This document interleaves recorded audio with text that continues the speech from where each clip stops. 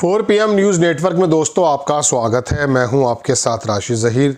बांग्लादेश से भी न्योता आया है मोदी जी को और वहां पर जो तारिक रहमान है, खालिदा ज़िया का बेटा, जो प्रधानमंत्री बनने जा रहा है, तो बर्फ़ पिघलती जा रही है। लेकिन बांग्लादेश का मसला बिगड़ा कैसे?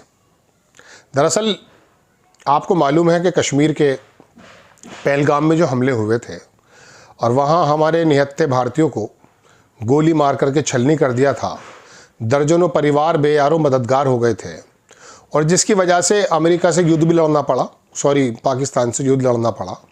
उसमें क्या हुआ उसे छोड़ दीजिए। सिंदूर नाम का वो ऑपरेशन चलाया गया जिसको भारतीय जनता पार्टी ने कैश करने में कोई कमी भी नहीं छोड़ी। जगह जगह सिंदूर बांटने का भी प्रोग्राम था, लेकिन एक्चुअली बीच में उसको फिर मुकर गए, पीछे भाग गए। चूँकि पहलगाम की जो सिंदूर उजाड़े गए थे उसका बदला ले लिया होगा, हमने मान लिया। हम अपनी सेना पे पूरा विश्वास है। लेकिन जिन परिवारों की जानें वहाँ गई थीं, उन परिवारों में उनकी गिनती उंगलियों पे थी। दर्जन, 2 दर्जन, 20 या 30। कोई लंबा चौड़ा टास्क नहीं था भारत सरकार के लिए। एक महाराष्ट्र के बंदा भी उसमें अपनी शहादत दी, जान गंवा दी। उसके परिवार की बात निकल करके आई। तो मुझे लगा आपने युद्ध भी छेड़ दिया, बांग्लादेश से भी हंगामे हो गए, यहाँ के खिलाड़ी नहीं आएंगे, खरीदेगा नहीं शाहरुख खान। सारी नक्शेबाजी की ज़मीन पर हिंदुत्ववादी दलों ने यूपी में भी, और बांग्लादेश को आखिरकार बाहर निकलना पड़ा। उसने कहा साहब अगर आप हमारे खिलाड़ी को नहीं बुला रहे तो हम आपके इंडिया में भी नहीं खेलेंगे, उन्होंने कहा। अब चूँकि ICC में भी दबदबा हमारा है इस समय, अमित शाह के बेटे हैं वहाँ, तो वो बहरहाल बाहर हो गया। लेकिन बात यह है दोस्तों, ये तारीख की सारी दुनिया भर में खलबली मच गई। इंडियन एक्सप्रेस की खबर दिखाता हूँ क्या हुआ। कांग्रेस ने इसको अपने ट्विटर हैंडल पर डाला और लिखा कि बंदी है वो जो आदमी वहाँ पर शहीद हुआ, उसकी बेटी। उसने कहा मेरा परिवार आर्थिक तंगी से जूझ रहा है, मुझे नौकरी के लिए चक्कर कटवाए जा रहे हैं। संतोष जगदाले की बेटी ने मोदी सरकार को पत्र लिखा और अपना दर्द बयां किया मोदी जी को कि दुनिया भर में सिंदूर वगैरह चलाते रहिएगा, पहले ये काम कर लो। पहलगाम के आतंकी हमले में महाराष्ट्र के संतोष जगदाले की जान चली गई थी। उस समय राज्य की बीजेपी सरकार ने जगदाले जी के परिवार से सरकारी नौकरी का वादा किया था। राज्य की सरकार ने, अब तो वहाँ वैसे भी बीजेपी है, लेकिन अपनी आदत से मजबूर बीजेपी सरकार ने पीड़ित परिवार को उनके हाल पर छोड़ दिया। यही बीजेपी का असली चेहरा है, जहां लोगों से झूठ बोला जाता है, उन्हें धोखा दिया जाता है। ये सरकार वादे तो बहुत करती है लेकिन निभाती एक भी नहीं है, यह कांग्रेस का कहना है। इंडियन एक्सप्रेस ने छापा, उस बच्ची की शक्ल भी दिखाई गई है। We are surviving on savings. Pahalgam victim family awaits job assured by the state government. जो स्टेट गवर्नमेंट ने उस वादा किया था उसके इंतजार में जगदाले साहब की बेटी इंतजार में बैठी है। आप देख सकते हैं ये फोटो। तो दोस्तों अखबार ने पूरी बात लिख दी और उसने बता दिया कि ये जो स्टेट की गवर्नमेंट थी बीजेपी की, उसने वादा किया था। उन परिवारों के साथ ये हो रहा है दोस्तों जो मैंने आपसे कहा। अखबार लिखता है कि family of Santosh Jagdale who killed in Pahalgam terror attack last year is yet to come terms with the trauma of the incident. बाहर नहीं निकल पा रहा है इस ट्रॉमे से। आप कम से कम इतना जख्मों पे मरहम रख सकते थे कि जो आपने बड़बोलेपन पे वादे किए थे, छोटी मोटी नौकरी देना कोई बड़ा काम नहीं था, परिवार चल जाता। लेकिन मैं तो ये कह रहा हूँ कि आपको नक्शेबाजी का भी एक मौका और मिलता।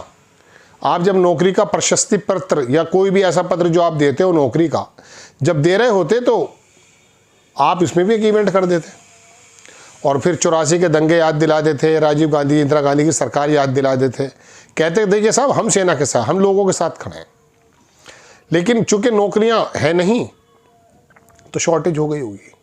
लेकिन मैं तो ये देखता हूं दोस्तों कि भारतीय जनता पार्टी और दूसरी पार्टी के भी लोग, नेता, एक केला भी किसी को देते हैं अस्पताल में मरीज को, तो 4-4, 6-6 लोग अपने हाथ लगा देते हैं केले के, एक केला दे रहे होते हैं। तो ये जो प्रशंसा की भूखी सरकारें हैं, अगर आम आदमी के दुख दर्द में साथ खड़ी नहीं होंगी तो फिर आम आदमी को क्या करना चाहिए?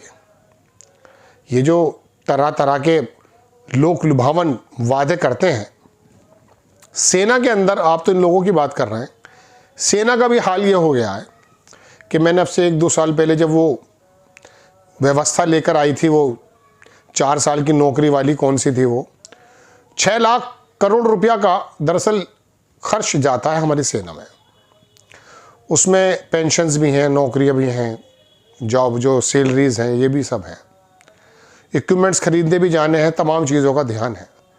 वो पूरी की पूरी जॉब ख़त्म करके जो अग्निवीर लेकर आए, उसमें भी इनकी मंशा यही थी कि 4 साल में छुट्टी कर दें और उसके बाद जो उसको शहीद होने पर जो एक सैनिक को मिलता है वो ना मिले, 1 करोड़ रुपए की, 50 लाख रुपए की वन टाइम इन्वेस्ट वो दे दें और राड़ ख़त्म हो जाए।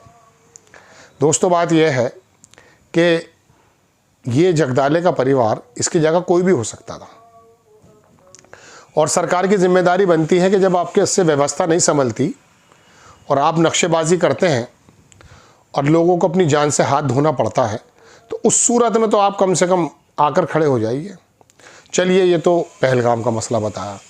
अभी महाकुंभ में भगदड़ मची थी, शुरुआत में तो मरने वालों के आंकड़े भी नहीं बता रही थी सरकार, लेकिन और योगी आदित्यनाथ तो इस चक्कर में थे कि पूरी की पूरी घटना को पी जाए, लोगों का ऐसा आरोप है।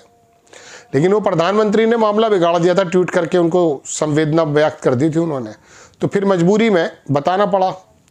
फिर भी सही संख्या नहीं आ पाई। अब उन लोगों को मिला है नहीं मिला मुझे एग्जैक्टली नहीं पता, लेकिन मैं आपसे कहना ही चाहता हूँ कि पहलगाम की घटना हो या महाकुंभ की जो स्टैम्पीड जो भी थी वो भगदड़ वो हो, मरते आप और हम हैं।